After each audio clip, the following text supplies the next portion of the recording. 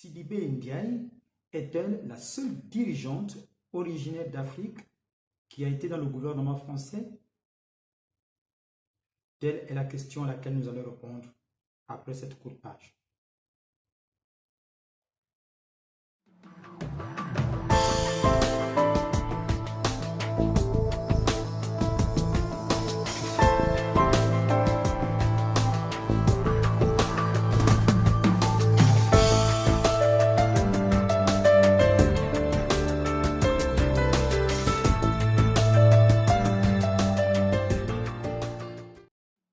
Notons que dans tous les gouvernements français, j'ai envie de dire presque, il y a toujours eu des dirigeants originaires soit d'Afrique ou du monde entier, en l'occurrence en Europe de l'Est ou en Europe occidentale. Et c'est ce que nous allons voir à travers cette émission. Bonjour chers internautes. Aujourd'hui, nous allons parler du cas Sidibé Ndiaye. Cette femme qui est devenue porte-parole du gouvernement, nommée par Emmanuel Macron, le président de la République. Cette femme fait l'objet de plusieurs moqueries, railleries, insultes et tout ce que vous pouvez imaginer. Avant elle, il y a eu Christiane Taubira, Rachida Arati, Ramayad et bien d'autres femmes ou d'autres personnes originaires d'Afrique ou d'ailleurs, qui ont été, surtout d'Afrique, qui ont été l'objet de plusieurs injures racistes. Comment ça se fait que dans une grande puissance comme la France, le racisme trouve encore sa place, et surtout lorsqu'il s'agit des personnalités aussi importantes que des membres du gouvernement ou que des personnes qui font partie du gouvernement français?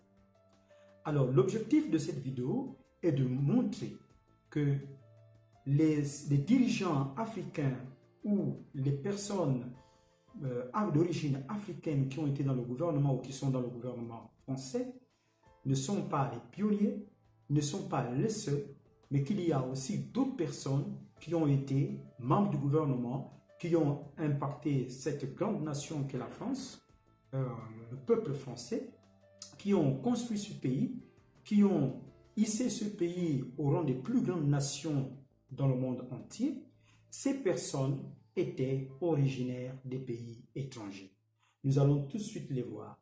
La question qui se pose est de savoir, ces personnes-là que nous allons citer tout de suite, ont-elles été aussi l'objet de moqueries, de railleries, des injures racistes, comme le sont souvent des personnalités ou des personnes originaires d'Afrique, qu'elles soient francophones ou anglophones? C'est la question que nous allons répondre, ou du moins je vous laisse faire votre propre analyse. Maintenant, allons-y dans le vif du sujet. Citons ou voyons ensemble les personnalités d'origine étrangère qui ont occupé des postes très importants dans le gouvernement français. Citons tout de suite la première personnalité qui a eu une influence capitale dans ce gouvernement français, Monsieur Pierre Bérégovoy. Pierre Bérégovoy est un grand homme politique. Pierre Bérégovoy a été ministre des Affaires sociales et de la solidarité nationale de 1982 à 1984.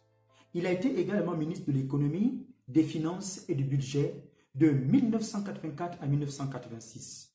Je peux encore donner un autre poste ministériel qu'il a occupé. Il a été ministre d'État, ministre du budget, et Premier ministre aussi.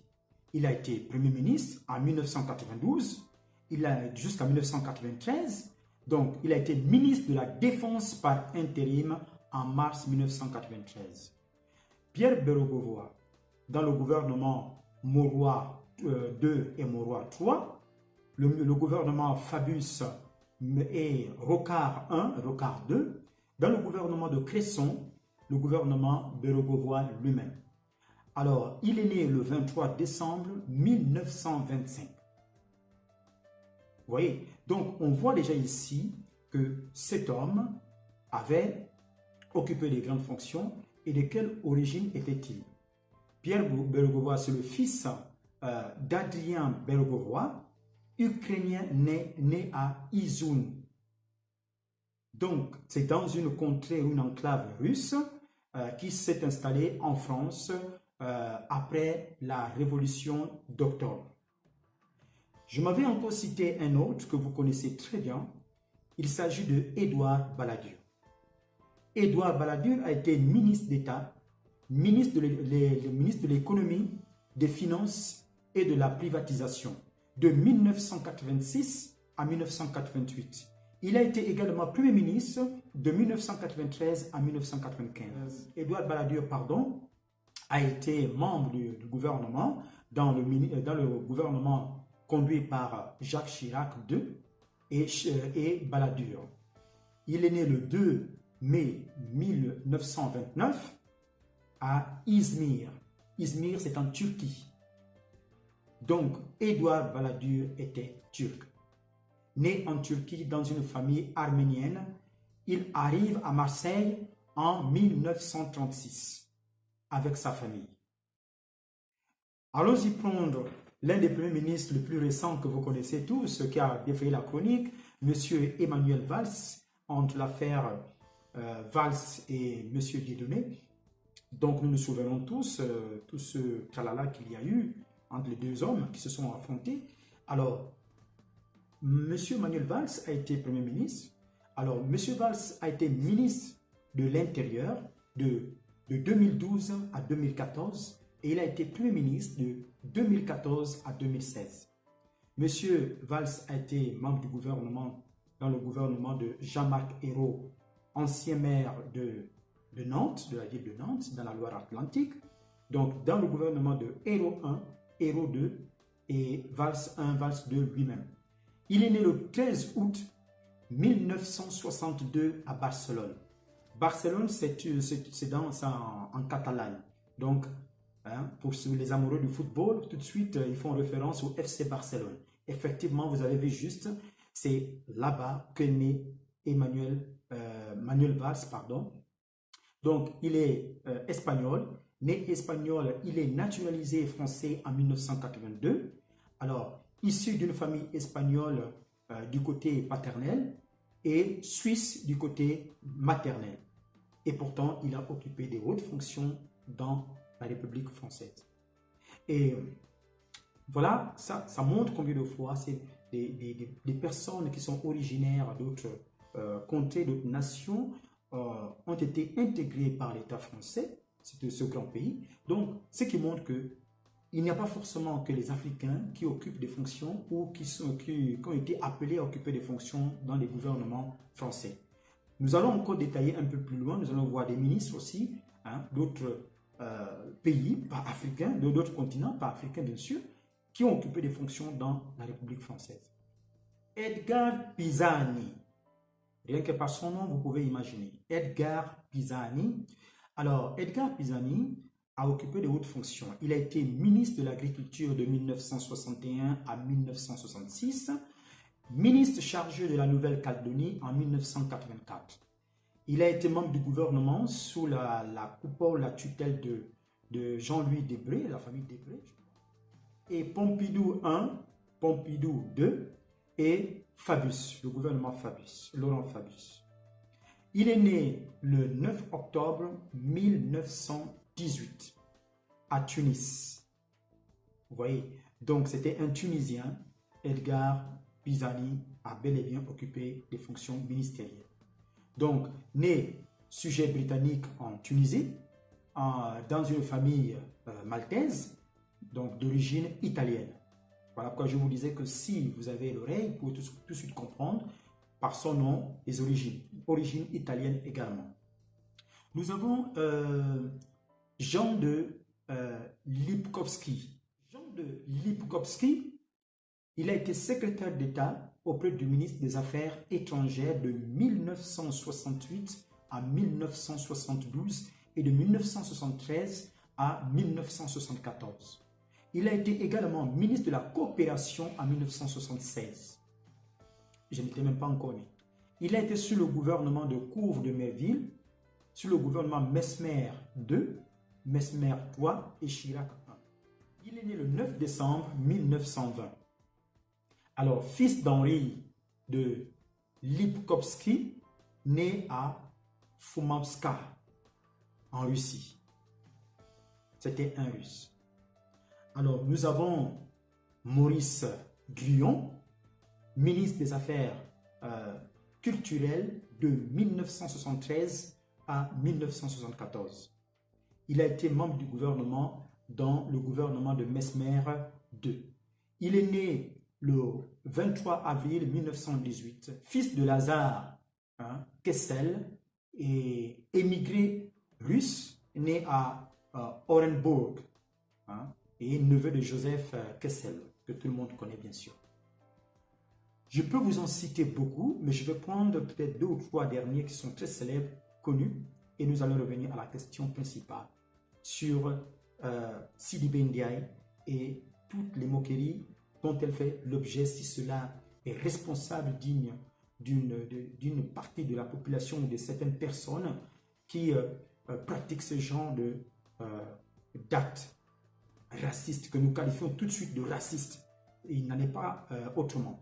Alors, allons-y prendre ce grand célèbre et cet homme connu de la République française et qui s'appelle Robert Badinter. C'est un homme grand qui a accompli des choses dans ce pays. Donc, Robert Badinter, il a été garde des Sceaux, comprenez par là ministre de la Justice.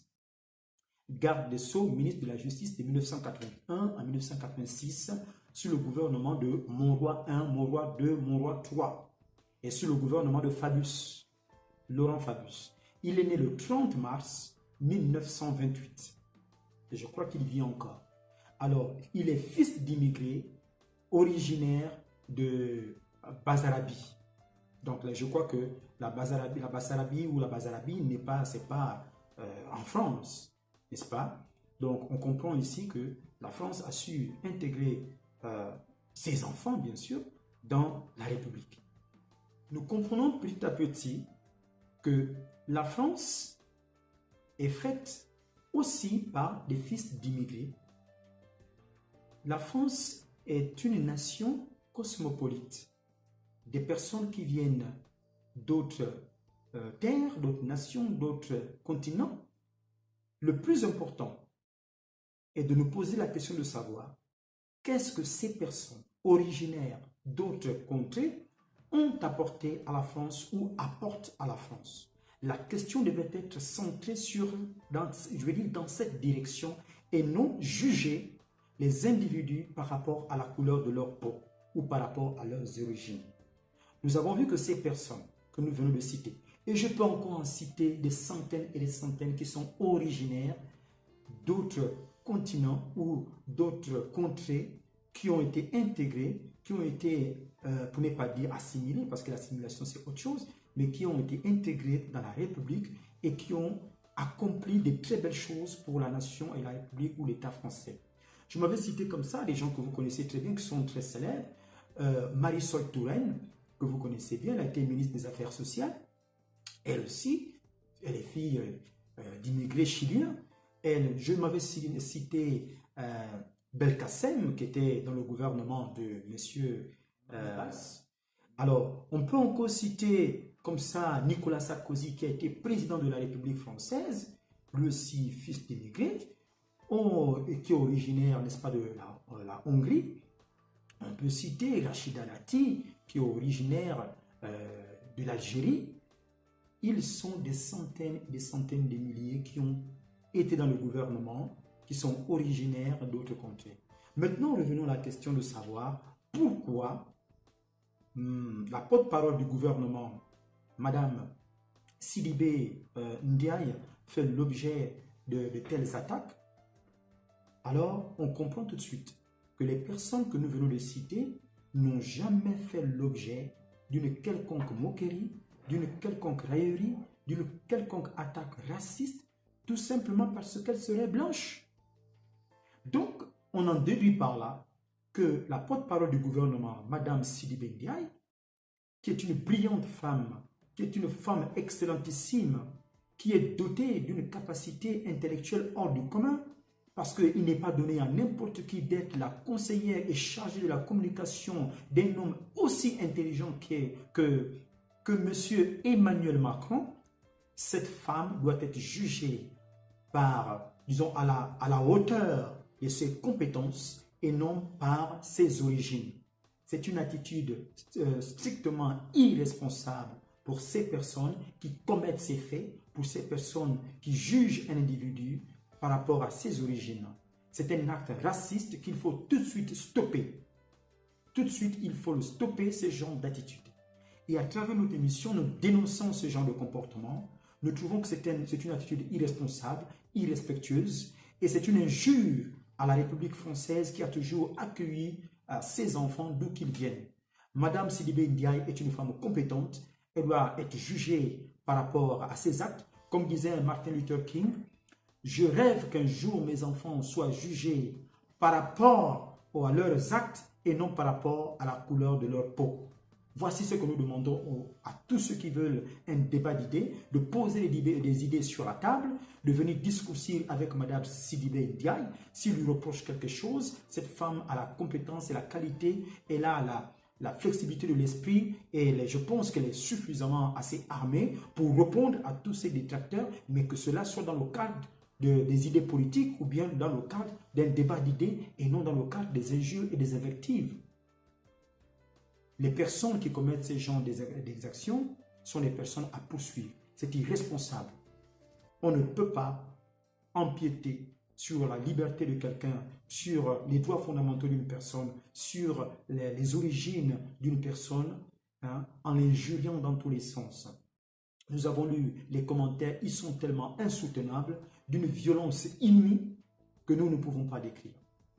Alors, à travers cette vidéo, à travers cette émission Écho du Savoir, sur la chaîne YouTube 7 sur 7, nous tenons à apporter notre soutien à cette grande femme, Madame Sidibé Ndiaye, et nous disons à Monsieur le Président de la République, Monsieur Emmanuel Macron, de prendre ses responsabilités afin que ces personnes soient poursuivies par rapport aux actes racistes qu'ils sont en train de commettre. La France, ce n'est pas ça. La France, ce n'est pas le racisme. La France est un grand pays. La France est un pays qui accueille où que vous veniez. Si vous avez quelque chose à apporter à la France vous ouvre ses portes. Je tenais à vous remercier pour nous avoir écoutés, partagé cette vidéo et tous ensemble, il y a des causes à défendre.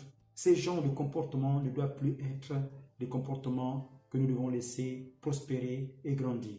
Il faut les bannir, il faut les proscrire. Nous vous disons merci une fois de plus. Nous terminons sur une note de remerciement à tous ceux qui s'abonnent, à tous ceux qui partagent, à tous ceux qui likent toutes nos vidéos. N'oubliez pas, faites-nous partager. Si vous avez des suggestions, des idées, des commentaires, nous serons très heureux de vous répondre. Merci encore. Je vous dis à bientôt sur un autre thème. Écho du Savoir, c'est votre émission.